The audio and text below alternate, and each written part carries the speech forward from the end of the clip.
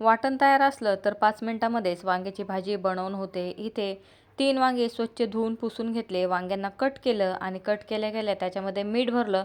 मीठ भरलं की वांगे लगेच गरम तेलामध्ये टाकायचे आहेत। एका वांग्यामध्ये जास्त बिया होत्या म्हणून ते घेतलं नाही, तर हे 2 वांगे मीडियम फ्लेमवरती 2 मिनिटं मस्त खरपूस अशी भाजून घेतले। वाटण बनवलेलं आहे, 2 चमचे वाटण घेतलं, 1 चमचा शेंगदाण्याचं कूट, थोडीशी कोथिंबीर आणि तळलेल्या वांग्यामध्ये वाटण भरून घेतलं। बघा, वाटण तयार असलं तर अतिशय झटपट अशा मसाल्याच्या भाज्या बनवता येतात।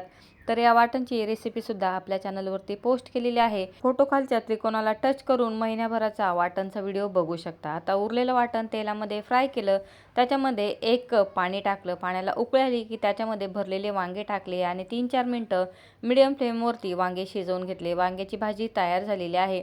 या स्टेजला आवडत असेल तर पुन्हा थोडंसं शेंगदाण्याचं कूट टाकू शकता। वाटण तयार होतं म्हणून फक्त 5 मिनिटांमध्ये वांग्याची भाजी इथे बनवून तयार केलेली आहे। ट्राय करून बघा।